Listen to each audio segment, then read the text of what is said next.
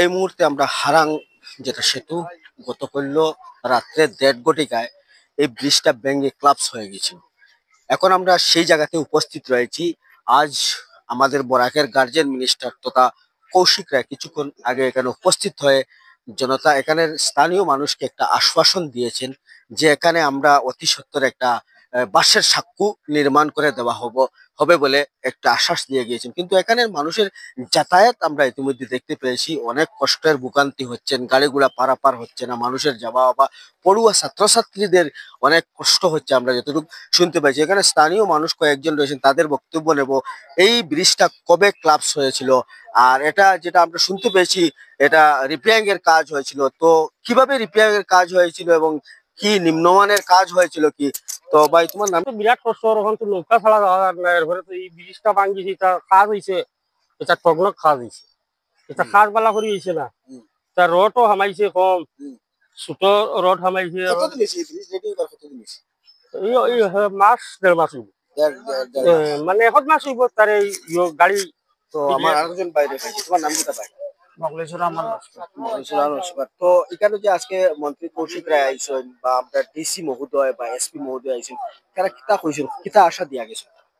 তারা আশ্বাস তো ওটাও দিয়েছেন যে ইমিডিয়েটলি মানুষ সারার লাগে একটা সাঁকো তৈরি করবা, বাসা সাক্কু। বাঁশের সাঁকো। কিন্তু বাঁশের সাঁকোটা কতদিন টিকিয়ে থাকবে? কেন যে আমরা যে হারাং নদীটা যখন বৃষ্টির সময় যে ফ্লাডটা মানে পাগলা ফ্লাড হয়, আপনি যেহেতু এখানে স্থানীয় মানুষ, আপনি কইতে পারবেন কেন যে সময় এখন তো জল কম দেখি আমরা, নদীর মধ্যে জল কম, যখন বৃষ্টি নিরন্তর ভাবে বৃষ্টি হইব বা জল মানে পানির উফাংটা কেমন থাকো, মানে জলের উফাংটা চূড়ান্ত ভাবে মানে ছিঁড়ি বিড়ি লইয়া যাইতো চাই এইভাবে। এই জায়গার নাম কি? এই যে জায়গা যেটা এটা বেওয়ার পার, দেউয়ার পার, হারাং নদী, দেউয়ার পার হারাং নদী। তো আমার আরেক সাসারে পাইছি অবস্থাটা ভয়াবহ হইব হইব, কারণ এটা খুব দ্রুত বেগে স্পিড থাকে এই নদীর। মানে তো আমি ভারতীয় সেনাবাহিনী যারা রয়েছেন, ভারতীয় সেনাবাহিনী যারা রয়েছেন তারা কিভাবে মানুষকে পারাবার করছেন এবং একটি বোর্ড রয়েছে দেখতে পারবেন।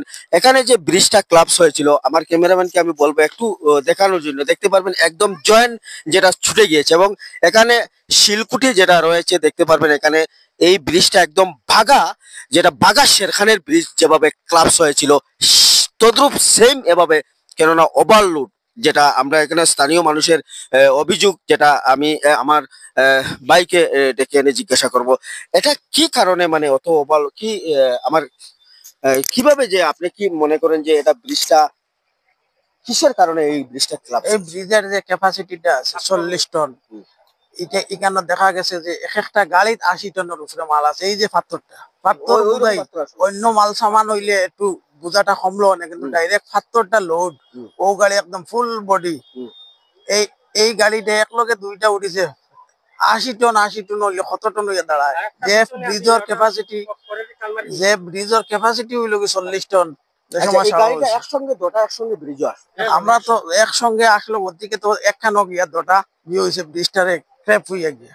তো আপনারা স্থানীয় লোকের যেটা পাইছো আপনারা সম্মুখে তুলে ধরেছি। এখন আমি একটা কথা উল্লেখ করবো, এখানে এই ব্রিজের গতকাল ডিসি মহোদয় বলেছিলেন যে হয়তো 5-6 দিনের ভিতরে যেটা মেটেরিয়াল সেটা এখানে চলে আসবে, আর 15 দিনের ভিতরে ব্রিজটার কাজ আন্তর্জাতিক করে দেওয়া হবে। কিন্তু আগামীকালে একটা বাঁশের সাঁকো নদীর উপরে যে বাঙ্গার পাড়ে যে বৃষ্টি রয়েছে, বৃষ্টি গত রাত্রে 2:30টার সময় ভেঙে পড়ে যায়। তার কারণ যে দেখা যাচ্ছে এই ব্রিজ দিয়ে দুটি ওভারলোড গাড়ি যাওয়ার ফলে বৃষ্টি ভেঙে গিয়েছে। এবং আমরা যেটা জানতে পারলাম, এবং সচরাচরই এই দিকেই হোক আর যে কোনো দিকেই হোক, পাথর সিন্ডিকেট থেকে শুরু করে বিভিন্ন সিন্ডিকেট চলছে এবং ওভারলোড গাড়ি প্রতিনিয়ত চলছে, যার ফলে এই দুর্ঘটনাটি ঘটেছে। এবং পাশাপাশি দেখা যাচ্ছে যে এই যে ব্রিজটি, হারাং নদীর উপরে যে বাঙ্গারপাড় ব্রিজ রয়েছে, সেই ব্রিজটি প্রায় 3-4 বছর থেকে অকেজ ছিল এবং রিপেয়ারিং এর টাকাও বরাদ্দ হয়েছে। প্রায় কোটি কোটি টাকা এখানে রিপেয়ারিং এর জন্য বরাদ্দ হয়েছে। কিন্তু এই কাজ করতে গিয়ে দেখা যাচ্ছে যে বিভিন্ন ভাবে অনিয়ম হয়েছে, বিভিন্ন দুর্নীতি হয়েছে এবং এখানকার সাধারণ মানুষের বক্তব্য যে বিভিন্ন ধরনের ছোট মাপের রড দিয়ে এই ব্রিজ বানানো হয়েছে, ফলে এই ব্রিজটি ওভারলোড সহ্য করতে পারেনি এবং যেটি ভেঙে পড়েছে। এবং পাশাপাশি দেখা যাচ্ছে এই ব্রিজটি সম্পূর্ণ বিচ্ছিন্ন হয়ে গেছে। শিলচর কালাইন থেকে শুরু করে শিলচর বদরপুর থেকে শুরু করে এবং গেমন সেতু বন্ধ থাকায় এই দিক দিয়েই সব গাড়িগুলো যাওয়ার কিছুদিন গেছে এবং ব্রিজ